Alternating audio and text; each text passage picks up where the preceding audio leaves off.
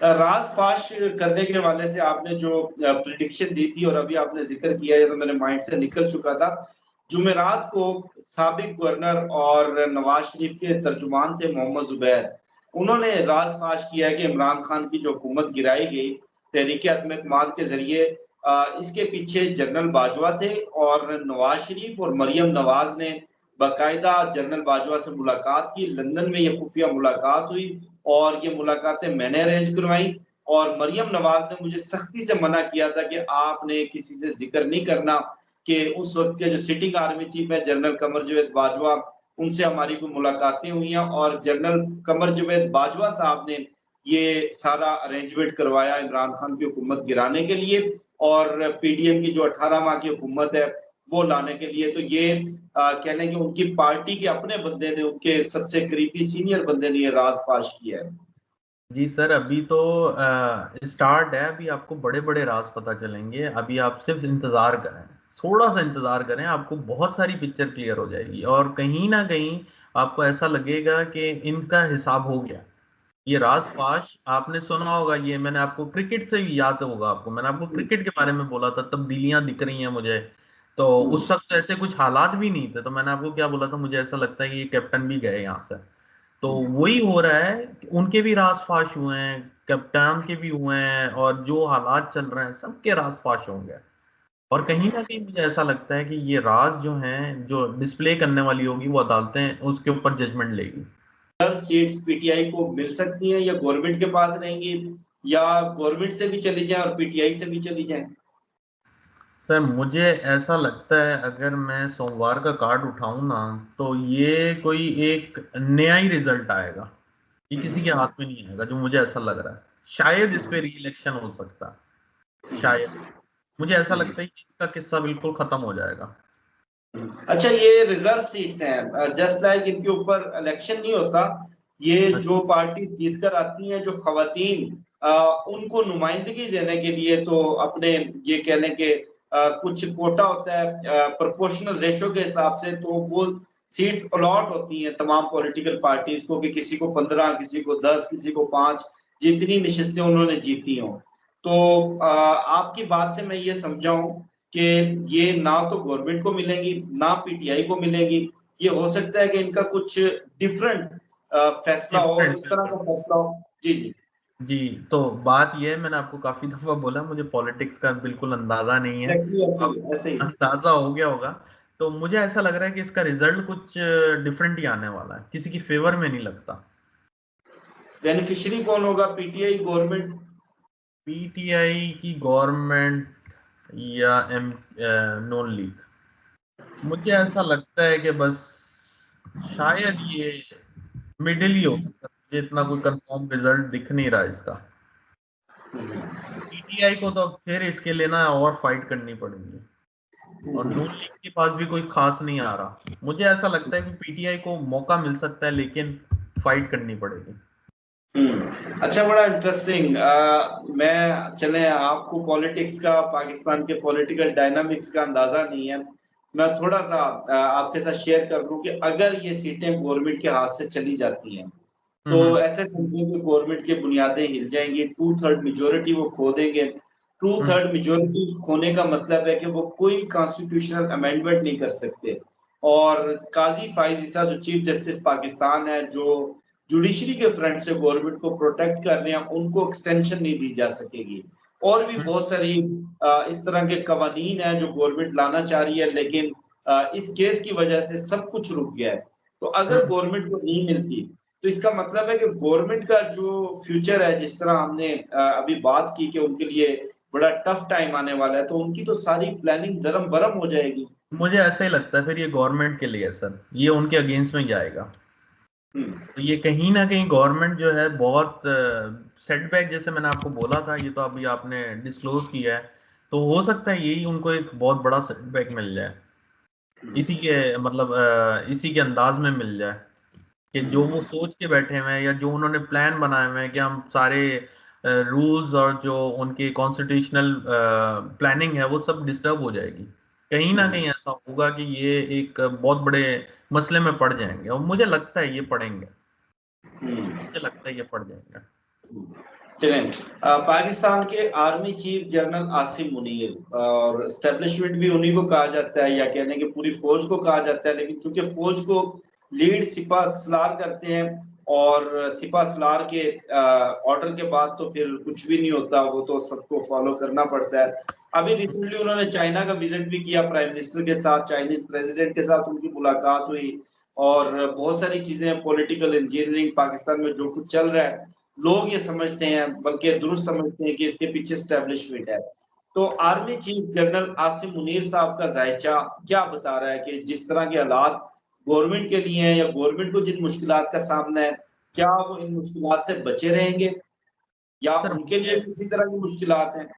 उनके लिए मुझे ये अगला एक माह जो है ना काफी मुश्किल लग रहा है, और कहीं ना कहीं उनके साथ भी जजमेंट के ही हालात दिख रहे हैं कि जो उन्होंने फैसले लिए हैं वो किस बुनियाद पे लिए हैं। शायद वो चैलेंज हो जाए कि अगर कोई इस्टेब्लिशमेंट में कोई फैसले लिए हैं जो आवाम को नहीं पता, वो शायद चैलेंज हो जाए। तो इस लिहाज से मुझे ऐसा लगता है कि अगला एक महीना इनके लिए भी काफी मुश्किलात का सामना कर सकता है, और कहीं ना कहीं ये भी हो सकता है कि ये मुश्किलात जो खुदा ना खास्ता कुदरती आफात की उसके उसके अंदर आती हैं, मतलब पाकिस्तान में कुदरती आफात आती हैं, तो उसकी वजह से आपने देखा है कि आर्मी हमारी ऑलवेज जो है अप फ्रंट होती है इन मसलों में निकलने के लिए, इन मसलों से निकलने के लिए।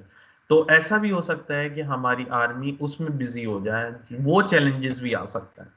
तो दोनों चैलेंजेस मुझे दिख रहे हैं, लेकिन इनमें से जो मेजर चैलेंज होगा ना वो शायद इनको अदालतों से फेस करना पड़े।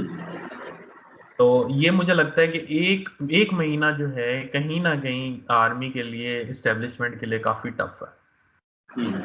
अच्छा, ये बताइएगा कि क्या इनके ऊपर पाकिस्तान के जो दोस्त ममालिक हैं, जिनमें top of the list Saudi Arab, China, UAE और उसके साथ साथ कतर, इनकी तरफ से कोई प्रेशर आ सकता है कि आप इमरान खान को रिहा करें, आप पाकिस्तान के अंदर पॉलिटिकल डायलॉग स्टार्ट करवाएं, पाकिस्तान को इस क्राइसिस से निकालें?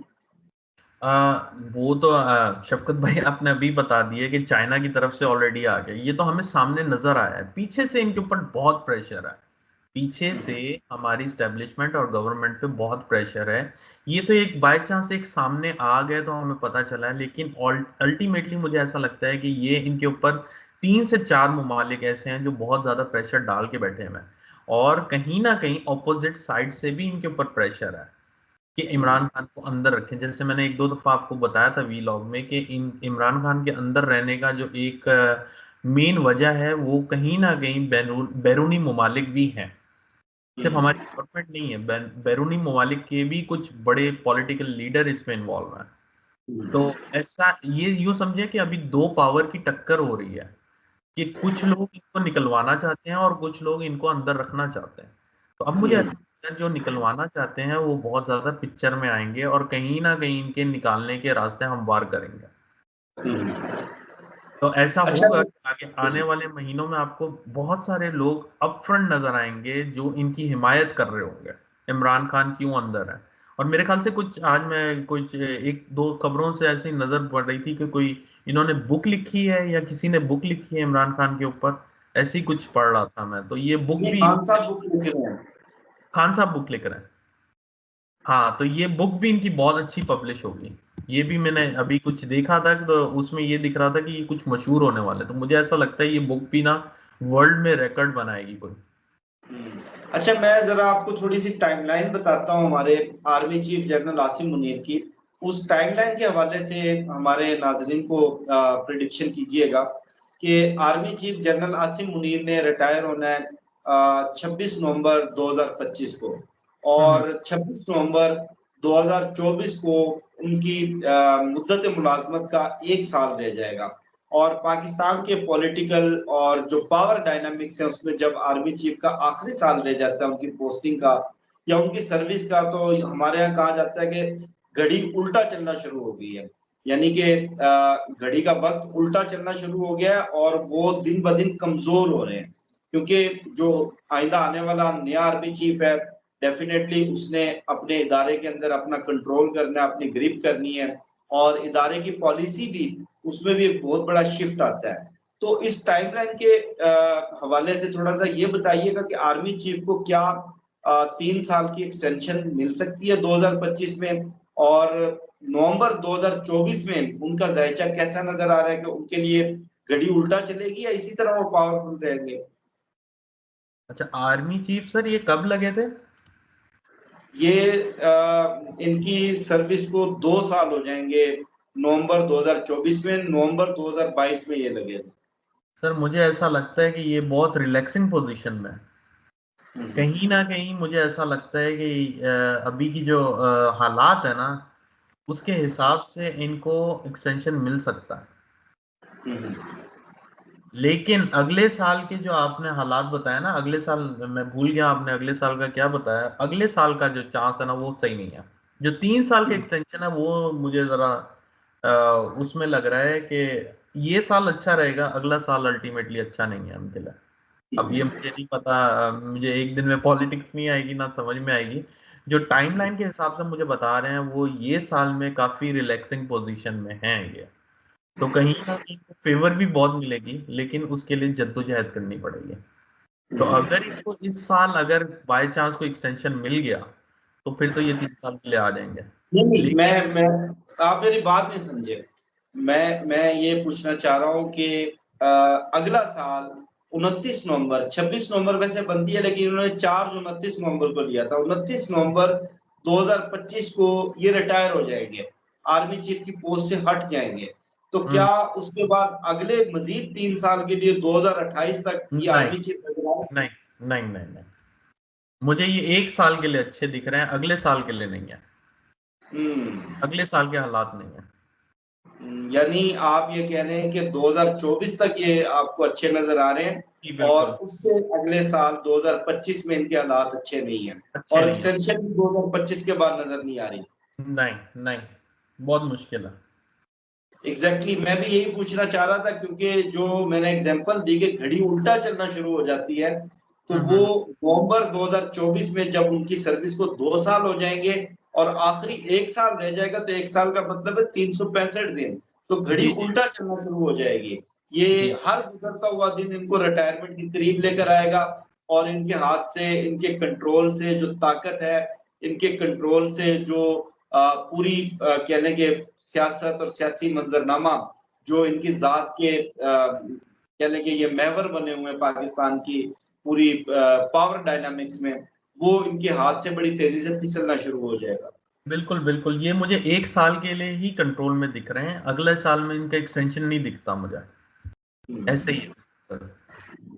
चलें, बहुत शुक्रिया आपके वक्त का। मुझे शफकत अली को, मलिक महबूब साहब को दीजिए इजाजत। इंशाल्लाह आपसे फिर नेक्स्ट वीडियो में मुलाकात होगी। अगर आपका कोई भी सवाल हो, कोई भी कंसर्न हो, तो आप बराह रास्त व्हाट्सएप नंबर पे मुझसे, मलिक महबूब साहब से रब्ता कर सकते हैं, और मिलते हैं इंशाल्लाह फिर नेक्स्ट वीडियो में। अल्लाह हाफिज।